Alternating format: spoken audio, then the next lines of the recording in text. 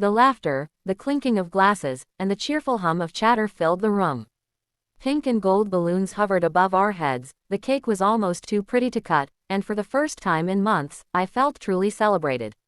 My baby shower had been everything I dreamed of, until the moment my husband leaned in, his lips brushing my ear, and shattered my world with a whisper. "The baby is not mine." The words were sharp enough to cut through the music, through the laughter, through my very heart. I froze, the smile still plastered on my face like a mask. My hands trembled around the gift I was opening, and for a moment, I thought I had misheard him. But before I could even turn to him, he stood, pushed his chair back, and walked away, his hand intertwining with hers. Her, the woman I had once considered just a coworker of his. A woman whose presence had always made me uneasy, but whom I never suspected would be bold enough to attend my baby shower. Now, she stood beside him with a smug little smile, her arm brushing against his as though she had already won. Gasps rippled through the room. My friends covered their mouths, my mother rushed forward, my sister dropped the plate she was holding.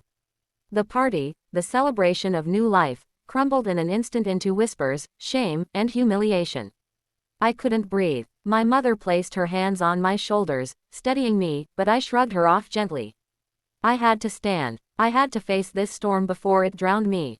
With every ounce of strength, I rose to my feet, my eyes following the man I thought was my partner as he walked toward the door with another woman by his side. "Wait," I said, my voice cracking but loud enough to stop the room. He hesitated. Slowly, he turned, his face hard, unrecognizable. The man who once kissed my forehead every morning, who held my hand through sonograms, who painted the nursery walls a soft yellow, was gone. "You don't mean that," I whispered, clinging to hope. But he only shook his head. "It's not my child. I know it. And I can't do this anymore." And then, without another word, he left. With her. The sound of the door shutting behind them was louder than the applause I had received minutes earlier. My world didn't just crack, it collapsed. For weeks after, I drowned in silence. I sat in the nursery staring at the crib, my hand rubbing the swell of my stomach, wondering how I would explain to my unborn child that their father abandoned us before they even had a chance to breathe. I felt the sting of shame at the stares, the judgment in the voices of extended family who whispered, "Maybe he's right.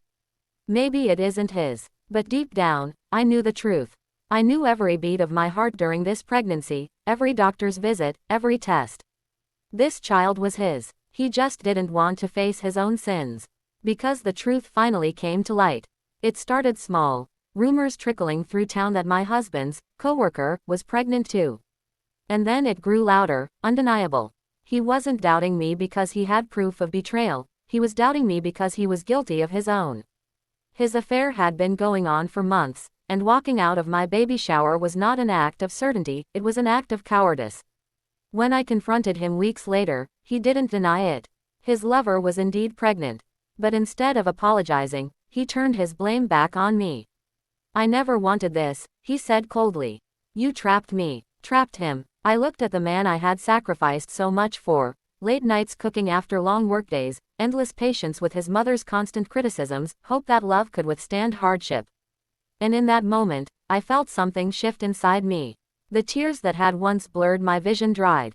The fear that had paralyzed me cracked open and gave way to something stronger. Resolve. I stopped begging. I stopped explaining. I stopped allowing myself to be humiliated. Instead, I hired a lawyer. I gathered every piece of evidence I needed, from his text messages to the bank transfers he thought I didn't know about. And while he played house with his mistress, I built a fortress for my child and me.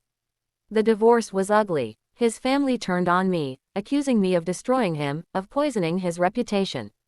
But when the DNA test came back proving what I already knew, that the baby inside me was his, the shame he tried to throw on me boomeranged right back at him.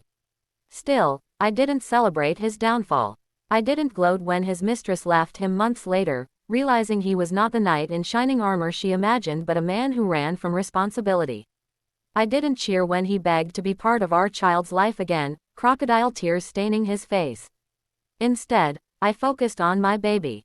When the day came and I held my daughter in my arms for the first time, every ounce of pain was replaced with overwhelming love.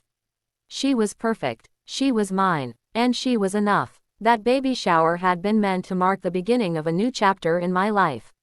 At the time, I thought it ended in tragedy. But now I see, it was only the prologue. Because that day forced me to see the truth, that my worth was never tied to his acceptance, his loyalty, or his love. My strength was born the day he walked out. And as I rocked my daughter in the quiet of the nursery, I whispered a promise to her: we will build a life filled with love, honesty, and respect. You will never feel the sting of betrayal I felt. And you will always know, your mother chose strength. The inspiring part: I kept that promise. I went back to school, earned a better job, and created a home where laughter wasn't laced with lies. My daughter grew up surrounded not by brokenness, but by resilience. And to this day, whenever people ask me how I managed to survive being abandoned at my own baby shower, I smile softly and say, because the door that closed on me that day opened 1,000 better ones. He left, but strength walked in.